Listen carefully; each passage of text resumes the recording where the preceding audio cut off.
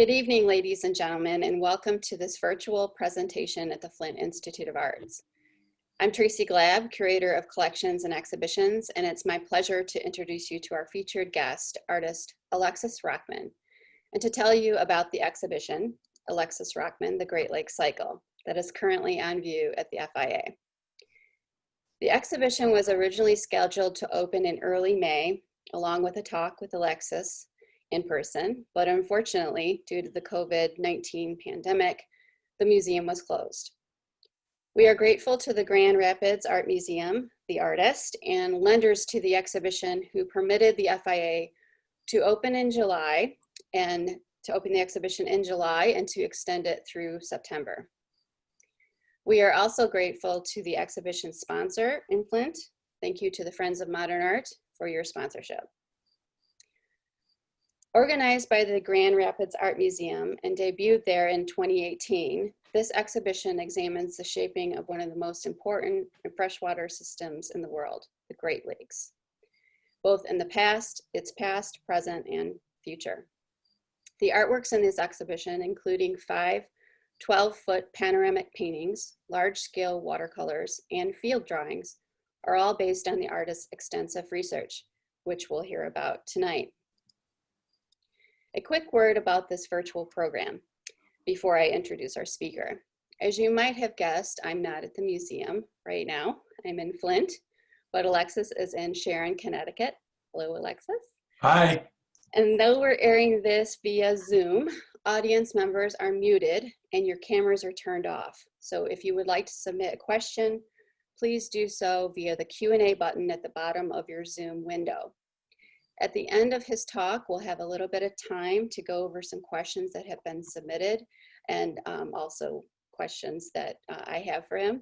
But it's possible that we might not get to all of the questions. Without further ado, it's my pleasure to introduce you to tonight's speaker. Alexis Rockman is a New York-based artist, or at least he was when he created the Great Lakes Cycle, and who has been the subject of many international and national solo shows. Both his work is in numerous public collections, including the Brooklyn Museum, the LA County Museum of Art, and the Guggenheim. Rockman collaborated with Oscar-winning director Ang Lee on the film Life of Pi as the, quote, inspirational artist. He's an adopted son of an Australian jazz musician and American urban archaeologist. He spent his childhood exploring Central Park, studying natural history guidebooks, watching nature documentary films, frequenting the American Museum of Natural History, especially their dioramas, which you'll know as you see their paintings, and creating his own barbarians. All experiences that have shaped the Great Lakes Cycle. And tonight, he will discuss the making of these paintings from his initial research trip around the lakes to the work's final creation. Thank you, Alexis, for being with us tonight. I'm going to share. Thanks for inviting me. Thanks for having the show. I apologize for the traffic that's going by out the window, but I have to have the window open to get some fresh air. So, this is the end of the tour of this project that's been to Chicago, started in Grand Rapids, Cleveland, Chicago, Milwaukee, Indianapolis, and now Flint. And I'm, of course, thrilled by its tour, but especially happy about Flint because Flint has had such a hard time with water issues. And of course, water is the staff of life, in spite of what you might think. And water is crucial, and it's going to be a big deal to humans and everything else on this planet in the future. Obviously, we're in the midst of a pandemic that has its origins in natural history, right? The eating of wild animals is the origin of that in different parts of the world. And of course, these fires that are terrible in the West of North America, and I'm sure there are fires all over the world. I know they were in Siberia recently. And the Great Lakes are a little considered incredible resource, not only for fresh water, 20% of the world's fresh water, but also just in terms of its history, its biodiversity. So without much ado, I am going to ask for the first slide. So here's a little bit of the biographical material. I grew up in Manhattan, only child, didn't spend that much time in nature, but thought about it a lot. I don't know why that picture of me with the lake trout is there. That doesn't make any sense. But the reason that picture on the lower left is there is that that's a piece that I was working on in 2008 about my trip to Antarctica. So one of the things that I'm going to be talking about are some of my trips and the way I approach the world in terms of an artist and how I made the Great Lakes cycle. So next image. So you can see there, it's not an accident that there's a lemur on my shoulder. That's from a trip to Madagascar with my wife, Dorothy Spears, in 2009. And that picture of me on the right is me at the Grand River near Grand Rapids that leads into the Great Lakes, Lake Michigan. That was the first day of my trip to study the Great Lakes in person in 2014. Next image. I'm going to give you a little bit of a historical overview of some of the large-scale paintings that I've done over the years. I actually started this type of project in 1992 with a painting called Evolution that's 24 feet long. This is, you know, I'm going to close this window because I can barely hear myself. Excuse me.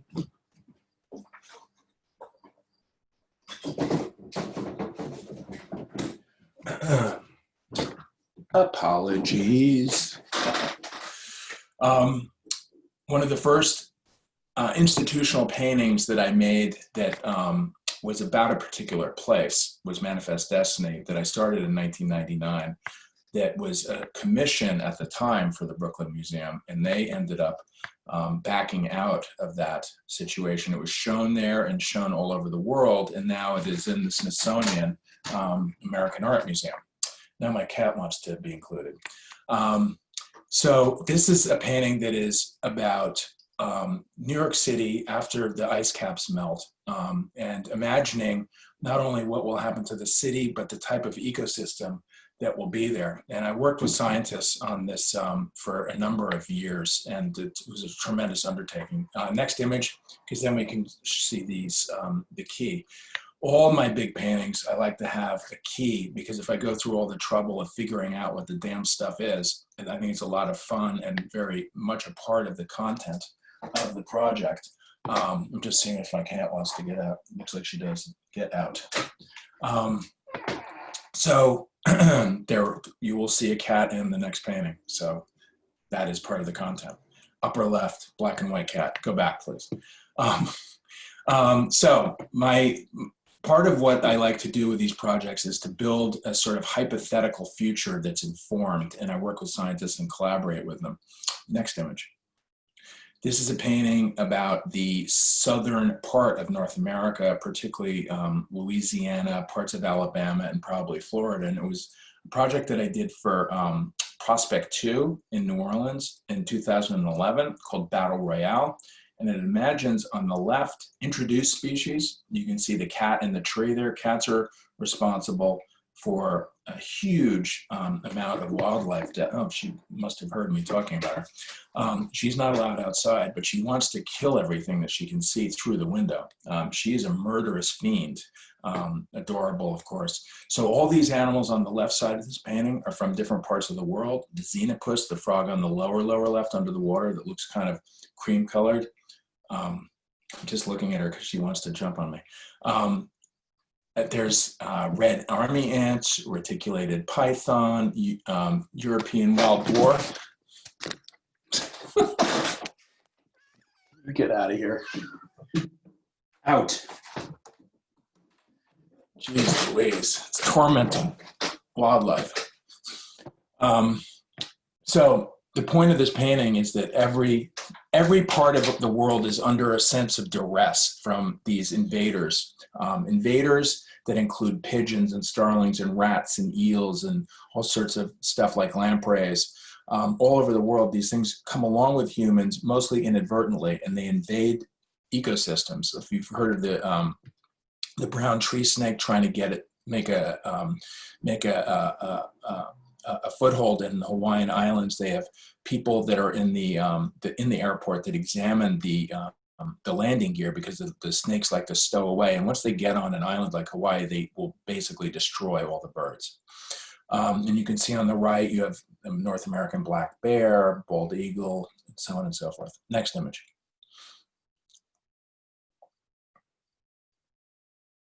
Here's the key to that as well. And you can see some of the species if you have a big enough screen. I hope it's high res enough. You can see on the left side, Tracy, if you take your cursor, there's that vertical, looks like a waterfall on the far, that's ants coming. Those are fire ants from South America that have made their way into Texas and other parts of North America. Next image. Some of the artists that I look up to, that I use as a historical reference and inspiration, they're a little bit interchangeable. Obviously, Thomas Moran, my painting, Manifest Destiny, is actually going to be hanging in the same room as this painting. That was a big inspiration to that painting in terms of this epic scale of a painting that can bring you to a specific place. And again, Manifest Destiny is about the tri-state area looking east towards Long Island from the Manhattan coast that is now underwater. Obviously, Frederick Church is the icebergs, type of ecotourism, Martin Johnson Head, and Winslow Homer. Next image. This exhibition, which is very straightforward, you don't need to read this. I'll touch on most of these points as I start to describe what the project is. So we can go to the next image. Give you a little bit more of history of me in the early 90s in Guyana. And for those of you that don't know where that is, that's in South America on the north coast, just to the east of Venezuela. I went on a camping trip there in 1992 for 2 months, 1994 for 2 months. And that's a catfish that I had caught the night before, and I was looking at ants that were eating it and other insects. On the right side is a black and white image, and unfortunately that's an incredibly beautiful photograph. I can't find a color version of it, where we're on top of the Burgess Shale, which is in the Canadian Rockies, which is a very famous fossil bed from the Cambrian explosion. And if that were in color, you'd look down that mountain and there would be this incredible turquoise body of water. So I apologize for that. Next image. So some of these trips have led to bodies of work. The trip to Guyana led to a body of work called Guyana that I worked on for 3 years. And I showed versions of it. I made about 30 paintings and 50 watercolors. And I showed it in Milan, Tokyo, New York, and LA. This painting ended up in the Whitney. And various other institutions acquired work as well. Next image. Other things that I've been lucky enough to do with my career is be sent to places like Madagascar when that lemur was on my shoulder. And an earlier image, that was because my wife, Dorothy, and I were sent to Madagascar by the Lemur Conservation Foundation out of Florida to make a piece of art for to benefit them, which was a great trade. And at the same time, I was asked by the Art and Embassies program to make a painting for the U.S. Embassy in Madagascar in Antananarivo. So that was a perfect moment of synchronicity. Next image. During that trip, I ended up making a bunch of watercolors, and Dorothy and I did a project for Departures, which is American Express's travel magazine. So I was taking a lot of notes besides thinking about, no, I was also working on Life of Pi for Ang. I had already had this project scheduled, so we were going on this trip regardless. But I was thinking about, if you ever saw the movie, the island that is carnivorous, I got a lot of the ideas when I was climbing up the mountains in Madagascar over the roots. Next image. This is that piece of work that I was showing, that I was working on in an earlier slide when it was on the left side when I was sort of crouching down after our trip to Dorothy and my trip to Antarctica. So this is approximately 36 feet long. Next image. Some of the other bodies of work that I've been lucky enough to be able to do that was started in Guyana when I basically ran out of a pencil and was joking around with one of my close friends who happens to be a great artist named Mark Dion. He was like, well, why don't you draw that mosquito that just bit you out of that mud over there? So I was like, ha ha, blah, blah, blah. And then before I knew it, I thought it was decided that was a great way to make some drawings. And it was kind of a joke on earth art and pictorialism and stuff like that. And I've done projects like using that strategy of using organic materials from a place since 1994, from La Brea tar pits to Santa Fe, New Mexico, Fresh Kills landfill, and so on and so forth. I've done maybe 15 big bodies of work. And the Great Lakes is included in that. So for example, the lower left, that wombat image, that's made out of wombat poop. Next image. These are the field drawings that I made right after I got back from my trip to the Great Lakes. And I'm going to give you some photos of and a tour of that trip, and then show you how I started to think about the bodies of work. Next image. There's just a detail that's on a porch in Bridgehampton right after I got back in Long Island, New York, Long Island. And if you look at the material that is black, that's from a coal power plant that we were visiting on the Grand River. And we went up in our Zodiac and just asked one of the workers to throw us a piece of coal. So that's how I ended up I made about 8 drawings out of that lump of coal. Next image. So for those of you who don't know what the Great Lakes are, here they are. And one of the fantastic things that I didn't really know, I knew something about the Great Lakes, but one of the reasons I do these projects is to learn. And if you think about the Great Lakes, they're very young, at the most 15,000 years old. And I know that seems old to a lot of you because your perspective is based on your lifespan, but in terms of geology, that's very, very young. And it's basically a glorified puddle that was left over from the glacier that covered North America. And I'm going to show you some images of that. So I did know, but I didn't know the incredible diversity of, the shallowness of Lake Erie and the depth of Lake Superior. Next image. So there's the first day of my trip. I still have those shorts and that jacket somewhere and that backpack. And I'm just taking notes, and we're about to get on that Zodiac and go down the river. And one of the more depressing visits is the only fish that we saw that day was carp that were introduced, and they were just turning the river into a bunch of mud. Next image. Part of my very difficult job is to go fishing. And that's part of my research, is to see how not only does the ecology of the lakes work, but how do humans interact with it? And one of the ways that you get to do that is that you get to go fishing. Now, this is a lake trout that is indigenous to the Great Lakes, but I think they were overfished and in serious decline. And any lake trout that you catch now was put there by the U.S. Department of the Environment, or whatever the local version of that is in Michigan. So there's a heavy hand of humans in all of these endeavors. Next image. The Great Lakes are many things to many people. I'd never heard of pictured rock. It's an incredible, it looks like sandstone configuration, very beautiful. Next image. This is the U.S. Fish and Wildlife Lamprey Control Center in Marquette, and that's a very small, though terrifyingly muscular lamprey that I was holding with a glove, and it's thrashing about. All I can say is that lamprey are incredibly interesting fish. They've been a big problem once they entered the Great Lakes when the Erie Canal was built, and they have decimated the fish. They are basically vampires that eat the blood of fish, and they have no jaws. They have rasping mouths. And if you want to look into, the perfect horror character, you could tell that when Roger Dickens was designing the face hugger for Alien, and he had the tail, he was thinking of a lamprey, because that's exactly how it acts. Next image. Other things I learned: the Chicago River was reversed. I didn't even think that was possible, but what they did was All the engineers decided, and the city council decided, that there was just way too much sewage in the drinking water. I wonder why. Because all the sewers were open and they were just dumping stuff into Lake Michigan, and there was Chicago getting its drinking water from basically the same place. So what they decided to do was reverse the river, which means they dug it deeper on one end than the other. And I don't understand where the river went during that period, but maybe someone can explain that to me. Next image. And of course, you know, the Great Lakes is also very picturesque, white pine forests. And again, as I said, it's many things to many people. Next image.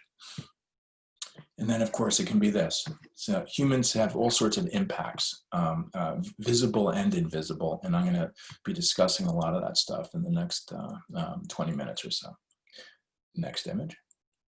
This is a shot that I took at one of the local museums, and this is the cargoes of the Strait of Mechanic, different things that were moved around, you know, ore, grain, all sorts of commodities, basically. And the lakes, and in case you don't think about it that often, rivers and lakes are great highways. They're the cheapest way to move stuff. And, you know, if you're in the jungle, the easiest way to get around is on the river.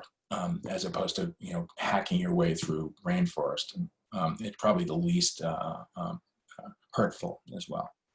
Next image. One of my inspirations are these incredible educational posters that I came across. Most parts of the world have versions of this. It's basically an indexical landscape that shows representatives of the ecology, and this is obviously the wetlands, and it shows things that you'd likely to see not in a particular lake. It could be Lake Michigan, it could be Lake Erie, it could be Lake Superior, it could be Huron, whatever. It's about the general ecology, the niches that these things have, and they are specific species, but they do not represent an exact place. Next image. So there are 5 major paintings, and there are 5 ideas that the paintings are about. I started thinking about this as 5 paintings when the curator, Dana Fries Hansen, said, I love your big paintings, but what can we do that's different? And I said, well, why don't we make 5 of them? They could be slightly smaller, but then we could deal with all sorts of you know, issues and have it be really complicated, and it could take up a big portion of our lives, and see if we're still speaking to each other in a couple of years. And we still are, so it went, I think, pretty well. Pioneers, next image. Pioneers is really about the life in the lakes and how it got there. And there are basically 2 versions of this story. One is the lakes are a puddle, and you can see on the left side there's a glacier and 2 glaciers, and there are some fish coming in, right? You have a freshwater burbot, you have a lake sturgeon, you have trout, you have whitefish, and so on and so forth. Then you have the Edmund Fitzgerald in the middle, because got to have that somewhere, because I had to listen to that damn song. And then on the right, you have a more contemporary version of how animals and plants get into the lakes, and that's through cargo ships. Cargo ships dump their ballast every time they come into a port, and in that ballast, if it's not filtered, are billions and billions of eggs from, or larvae or animals from all over the world that have been sucked up. If they're in the Balkans, they're sucking things up. They don't care, they just need the water. And then whenever they get where they're going, they dump whatever lived in the Balkans into wherever they are. And that's why the Great Lakes are under serious threat from this type of thing. And there's been a lot of positive developments, but there's been a lot of damage done. And I'll talk a little more specifically about that in a minute. Next image. So there you can see on the right, takes up a big chunk of the iconography of this. And I think that's a pretty good representative. Thank you for the cursor. Pretty good, I'm gonna try to keep the cat out. Pretty good representative of how a lot of, you know, the biomass of stuff. Next image. So these are some of the early, obviously not they are invaders, but they're also, you know, pioneers or whatever. I mean, there's no, the thing about what I do is I try not to moralize. It's just, I think it's endlessly fascinating how these contexts are shifting. I do think that, you know, if you care about biodiversity, you have to keep things out that want to come in there and take advantage of whatever resources there are. I don't believe that extinction is inevitable. We're dealing with timeframes that are completely accelerated, and it's a horrible situation. So you have a trout on the lower left, a whitefish on the upper left, and the sturgeon, actually the reference I used, go back 2 slides. You can see that's the sturgeon, exactly, I just flopped it, that I used as reference because I love the way it penetrates the space. Next image. One of the ways I was thinking about how to show this story, in a lot of ways these are educational history paintings, is the drop of water that has the Chinese mitten crab. A lot of the animals that are in my painting are in this illustration. It's just a different way of dealing with it. There's just a drop of water and then showing you where they would be living in the ship.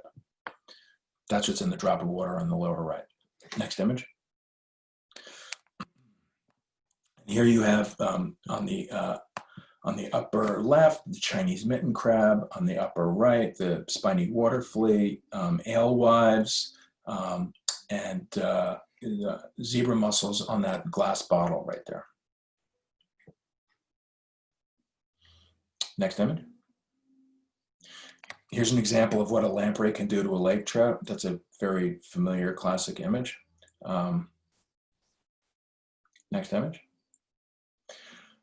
I hired someone to do this computer model as reference for this ship that is on the upper right of Pioneers. Go back a couple, Tracy, and show the painting itself. Oh, good one. If you look at that ship on the upper right, I could not for the life of me find some reference with an angle to pull that off. So I hired an engineer to do a rendering for me of the ship that I needed for this painting. Okay, go a couple forward. There's the damn Edmund Fitzgerald. That's the illustration that I used, and I just moved a bunch of things around and changed the perspective in Photoshop when I was generating the reference. Next image. Cascade. Cascade, next image. Cascade is really about resource exploitation. And again, if you look on the left, this is very much a timeline.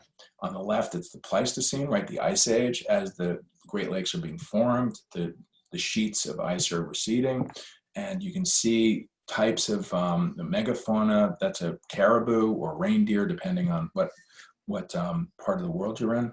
And then along the bottom, you can see the fisheries that have been very important to humans, from, again, lake trout. You have the walleye, you have the American eel, the freshwater burbot, muskilange, whitefish, and then in the middle, there are the 3 salmon species that were introduced in the 60s once the fisheries collapsed and there was no sport fishing because there was nothing to catch. Someone had an actually successful idea to introduce salmon from other parts of the world into the Great Lakes.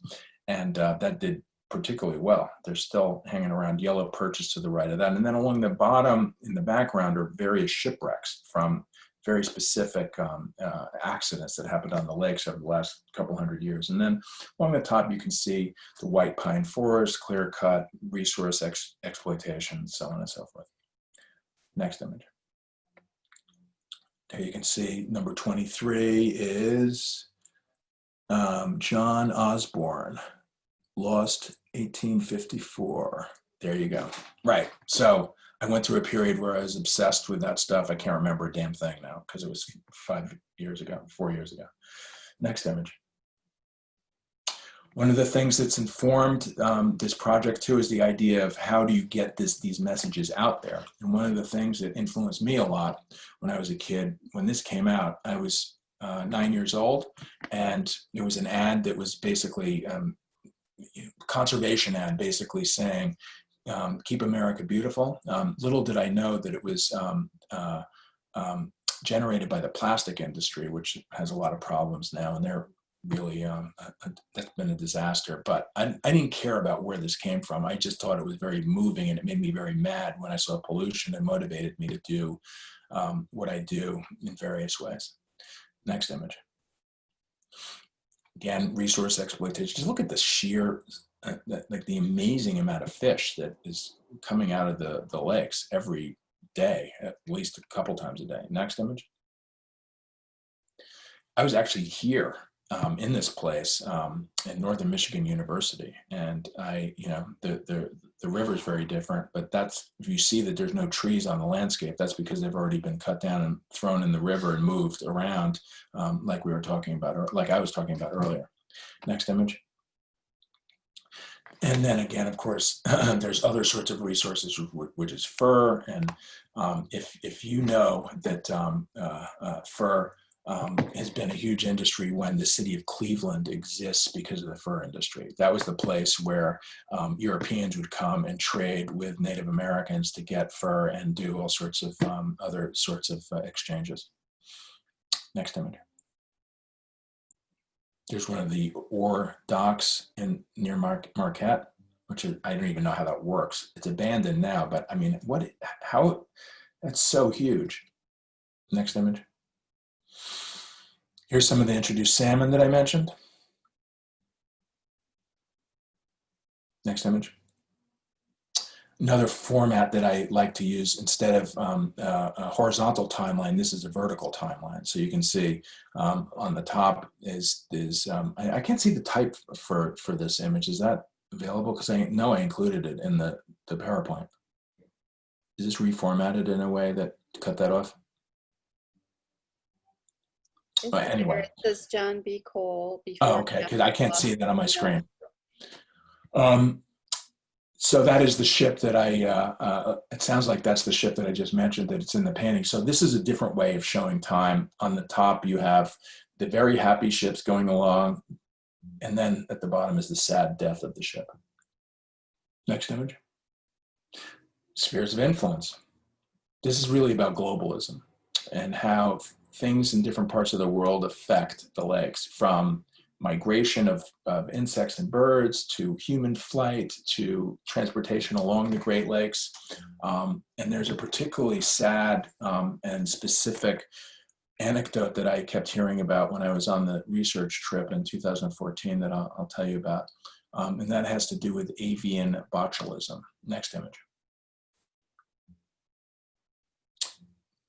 Pay careful attention to number 18. It's on the horizon on the left, because the next slide, I'll show you the reference for that. And Tracy, maybe you could read the type, because I cannot see it. Sure. Francis Ann Hopkins, Canoes in a Fog, Lake Superior, 1869 detail. Okay, so this artist was the wife of a dignitary that was traveling around the area, and she was also a painter. Very interesting woman, and I really wanted to celebrate. I think that's a self-portrait in the middle. You can see a woman in a white headdress. It looks like she might even be drawing or something. Anyway, that's, if you go back 2 slides, and you, right, that's, there they are. So that's the most sort of simple, rudimentary way to travel across the Great Lakes is obviously canoe. And it's not by no means simple, but it's the most manpower based. And you have, if you go across one, you can see that there's a ship with sails, then there's coal, and then I believe the one on the right is also coal. I'm not sure how that one, what the power structure for that is, but I would suspect that it's coal. Next image, go a couple forward. Okay, here we go. So the ship, the plane that's crashed into the lake, let's go back a couple and show that other slide. That big plane is a DC-4, and it's a particular plane that crashed, I believe, in 1950. Go back to that slide. And all the people were lost in Lake Michigan. And I thought it was a fascinating, ghostly way of showing early flight and globalism and so on and so forth. Next. Obviously, what happens in other parts of the world affect us. We can see that from the vast amount of smoke that are happening right now all over North America. I could see it in the sunset yesterday. So whatever happens in China doesn't just stay there. This stuff goes around the world and it affects you. Next image. Things that are, use the Great Lakes as a stopover are these bird migration routes. And that's probably what's happening right now. Birds from Canada are flying south over the Great Lakes, possibly flying right over where you guys are. And that's a fascinating thing. Next image. So many of these birds migrate. And it's just amazing what happens to them. There's a terrible story in the media today about billions of birds that have just dropped dead from unknown reasons. It's just very sad. Next image. I just like loons. That's why it's there. They're cool looking. I mean, look at those patterns. It's like psychedelic. Next image. This is the avian botulism thing I was telling you about. So it goes something like this. I'll try to keep it brief. Nutrients get into the lake and there's an explosion of algae, upper left. The algae, because plants need nutrients, there's an explosion of life, and then they die, and botulism, which is a bacteria, is formed because there's no oxygen. It sinks to the bottom. Then zebra mussels that are from Eastern Europe that came over in those cargo ship ballast filter out the botulism, and they become very toxic. It doesn't kill the mussel, but they're very toxic to eat. Then that fish on the lower left, the round goby, which comes from exactly the same place as the zebra mussel and eats zebra mussels, is all excited because there's all these zebra mussels. And they eat the zebra mussels, and they don't get particularly sick for whatever reason.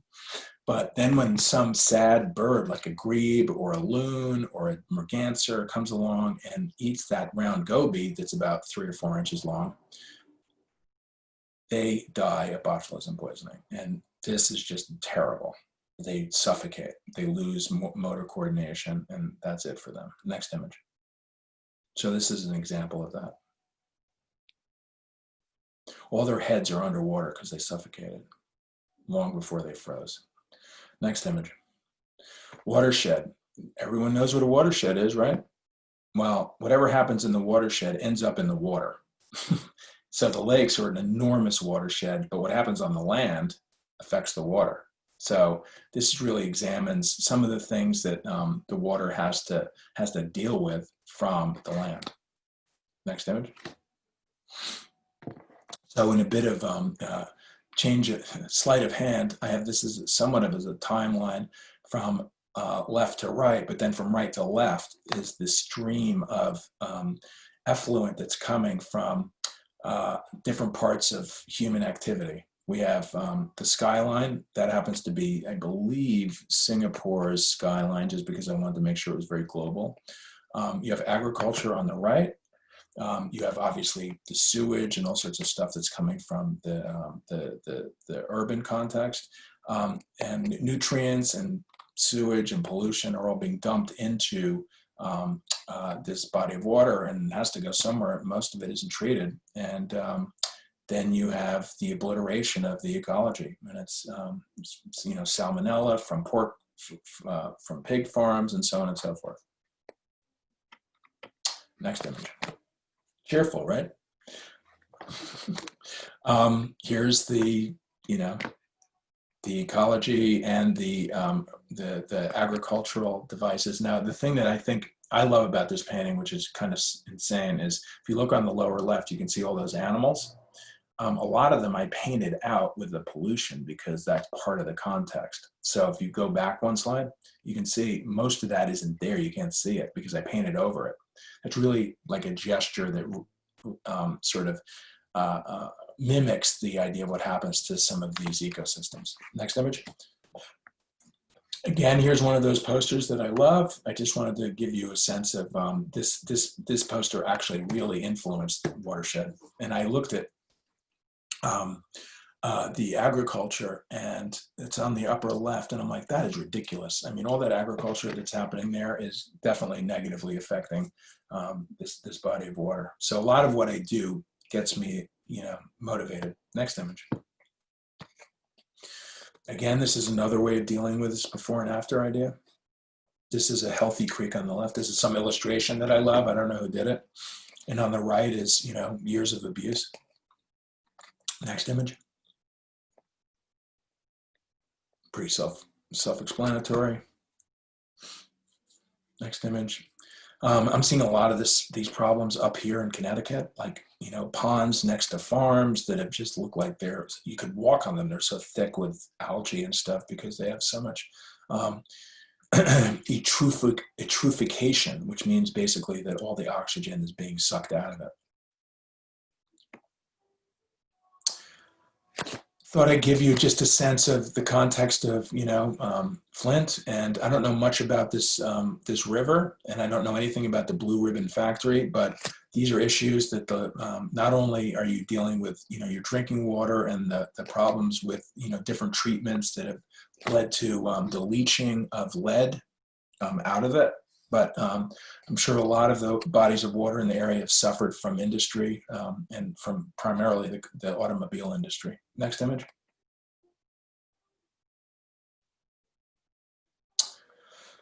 So here we have industrial agriculture, and there are all sorts of issues with that are very self-explanatory in terms of what the painting has been doing and what it's about. Next image.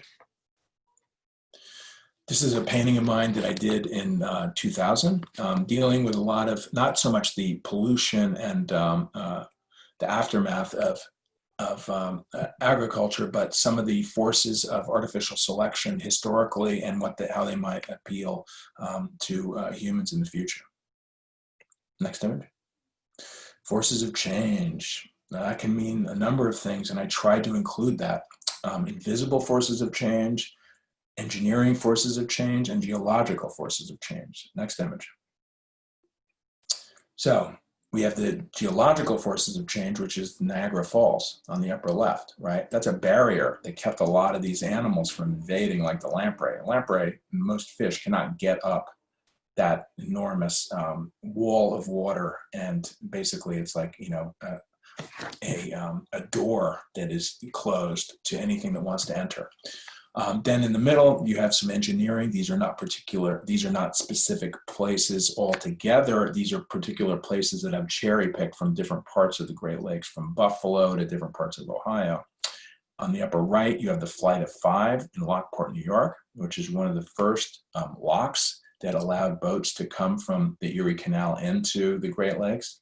Then along the bottom, you have, I have to confess that I looked at these paintings and I'm like, there is no monster in these paintings. I have to have a monster. So I was getting a little too straight. So I decided that the E. coli, which is obviously a bacteria that comes from our digestive tract from sewage, Kraken. So the idea is that there are all these things that are happening that are invisible that have a tremendous effect on us.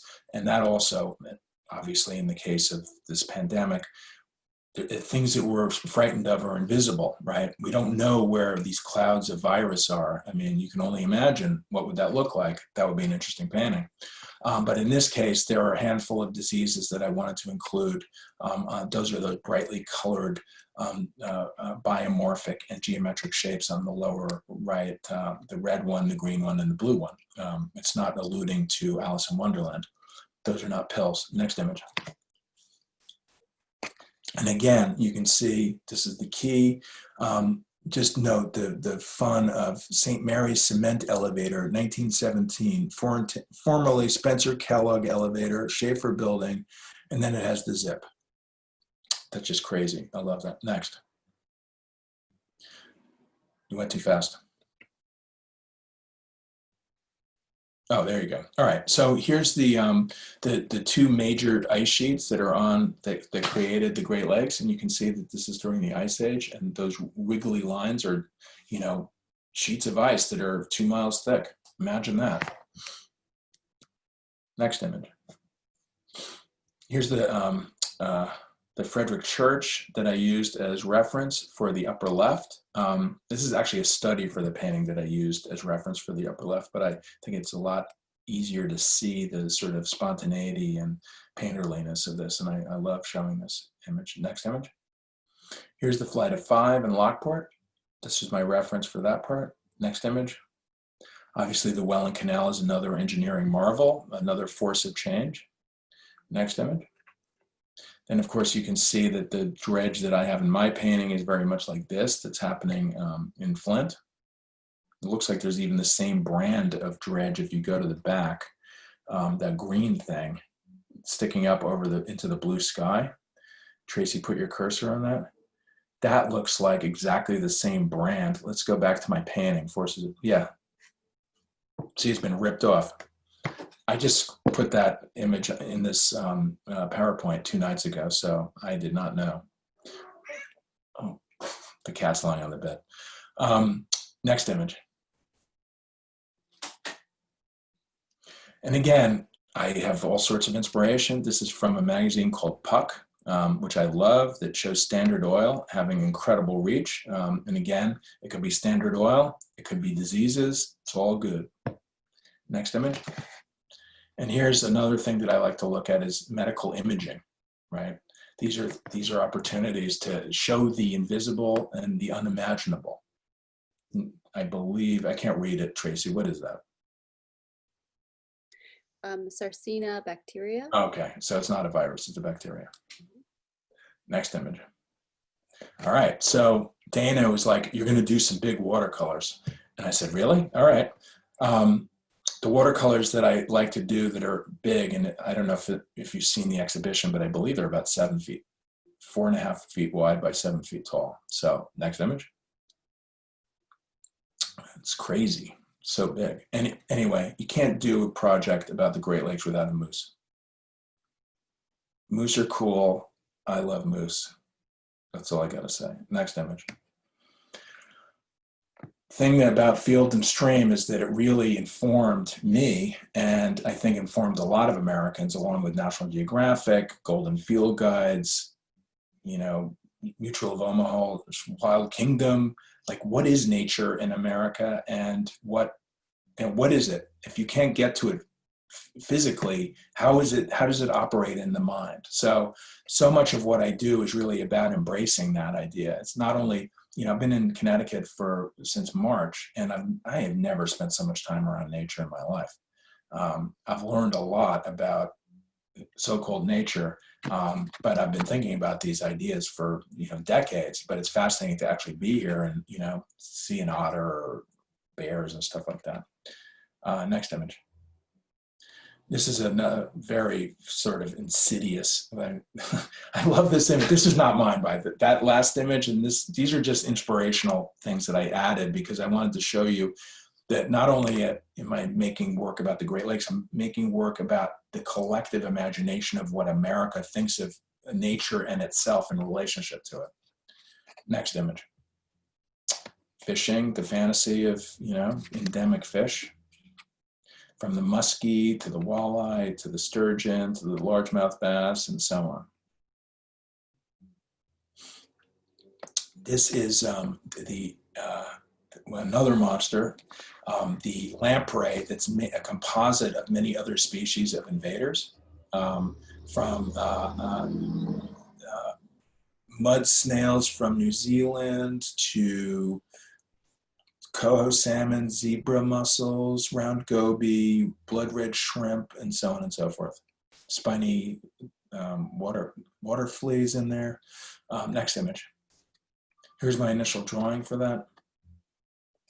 I'm just going to take a little bit of a side detour because this watercolor is really influenced by the work I did on Life of Pi. And if you haven't seen the movie, there's a scene, next image, where the tiger and Richard Parker are in the boat. They're starving to death, and they come together and they go to the bottom of the ocean. They see all these fantastic things, and I came up with that idea with a good friend of mine, Sean Castelli, who was a associate producer on that. And we just sort of like, all right, first thing he sees is food. He sees transparent fish, and then things start to get weirder and weirder. So I designed the sequence. I made about 50 drawings on black paper. This was the first one I did to show the squid and the whale. The squid made out of ocean life, and the whale made out of the zoo animals that had died in the shipwreck. For those of spoilers. Next image. And here's 2 stills from the movie. Next image. Other ideas about fishing, fantasies. I think with that amount of fishing, it's gonna, all those fish are gonna be extinct. Next image. Drops of water, healthy life in a drop of water. I mean, again, this is 7 feet tall or so, or 6, 72 inches. My inspiration for this came from the next image. You can see that this is a fantastic illustration that I love, and you can see that circular dot in the upper, right in the middle on the left. That's basically recreated. I've seen this illustration, which is about 2.5 feet wide, the whole thing. Next image. This is from Bubbly Creek from the Chicago River, which is a famous site where carcasses were dumped into the river in the late 19th and early 20th century. And it's really a caricature of the corruption in Chicago in the tradition of Puck magazine. So go to the next image.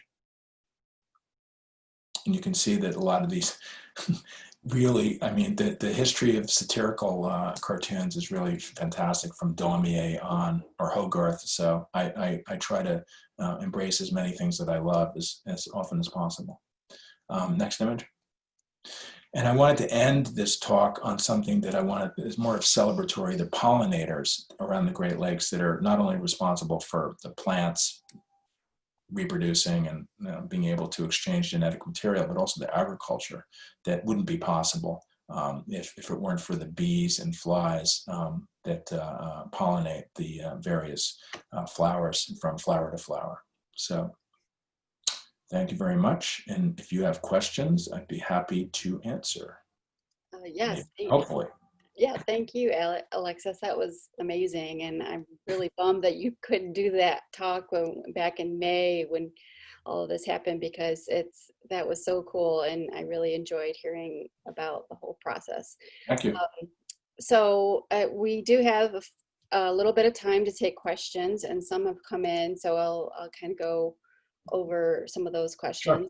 Sure. One was, what was your perception of the Great Lakes prior to visiting, and what do you think of them now that you have visited them? I thought I'd visited them superficially. I'd been to Chicago, I'd been to various cities around the lakes, but my lens wasn't focused on them, and they're more precarious than ever, and they're also richer than I realized. And it was a great opportunity to get to know not only the lakes, but the people that are around the lakes and how crucial it is that we conserve them. Yeah. Did anything, I mean, I know you mentioned a couple of your discoveries, but what would you say was the most surprising thing for you? The scale, but also the amount of damage that's already been done. Right. I mean, it's a very naive, innocent, in quotes, body of water, which means that it doesn't have a lot of in Africa, animals know to run away from people. Mm-hmm. That's why they're still around. Right. Interesting. Did you do, I don't know if you mentioned this or if I missed it. Did you do any diving when you? No, I wish I had. It wasn't part of the budget. Not that it's that visible. I don't know. And that would have been a great opportunity, but I didn't have that chance. Right. Well, the reason I asked that, because it gives you that feeling when you're looking at the paintings. So you're very, very immersive.